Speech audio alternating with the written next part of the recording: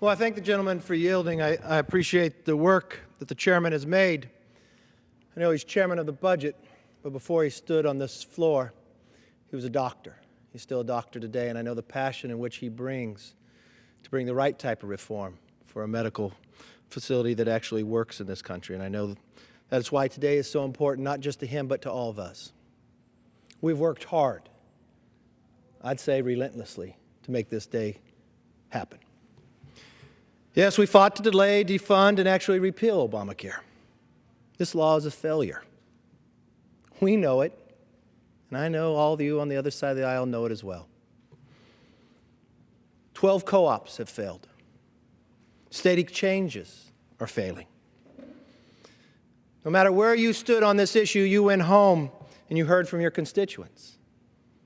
Now, if you voted for it, you're going to have to answer to the president's promises. Because he just didn't promise a few in this room, he promised all of Americans. Do you remember what he said? He said, if you like your health care plan, you'll be able to keep your health care plan, period. He also said, Mr. Speaker, if you like your doctor, you'll be able to keep your doctor, period.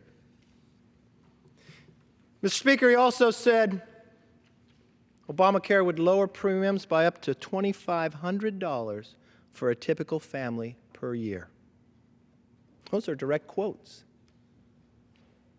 Just not one of them came to fruition. Now, I know what I'll hear on the other side of the aisle, and they probably won't mention this. But you know, on this floor, Republicans and Democrats joined together to dismantle the employer and individual mandates. In a bipartisan fashion, we delayed the medical device tax. In a bipartisan fashion, a lot driven from the other side, delayed the Cadillac tax, cut funding to the health care rationing board, and stopped the taxpayer bailout of insurance companies. Many of our attempts have been successful in undoing key parts of this law. But today, for the very first time, we send a bill repealing Obamacare to the president's desk. We also, after watching the horrific videos of Planned Parenthood employees casually discussing the sale of infant organs, we knew something had to be done. Something had to be done to make sure taxpayers were never forced to support organizations that engage in such inhumane practices.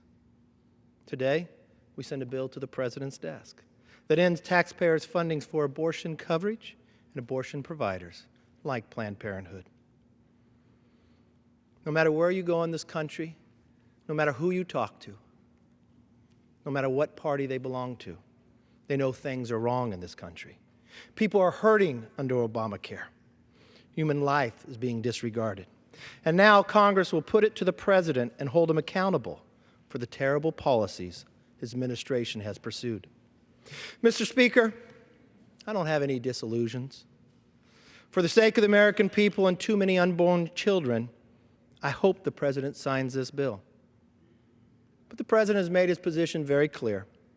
No matter how wrong he is, he will veto any bill that repeals Obamacare or defunds Planned Parenthood. If he does, we'll vote to override. I know many of my colleagues, have worked with colleagues on the other side of the aisle, trying to persuade them to join with us. We ask them to join us and stand with the American people against Obamacare and against taxpayer funding of the abortion industry. But no matter how the override vote ends up, what we are doing today is still important. When a Republican president takes office next year, Mr. Speaker, we can use reconciliation again. But we won't have to worry about a veto from the White House. And we can overcome any attempts by the Democrats to filibuster and obstruct. You see, from the foundation of this bill and from the work of many colleagues in the medical community and doctors that serve as members of Congress, we'll create a patient-centered health care system that gives power to the people, not to bureaucrats in Washington. So, Mr. Speaker, that's why today is important, because with this bill, we can do it. This year or the next, but we will.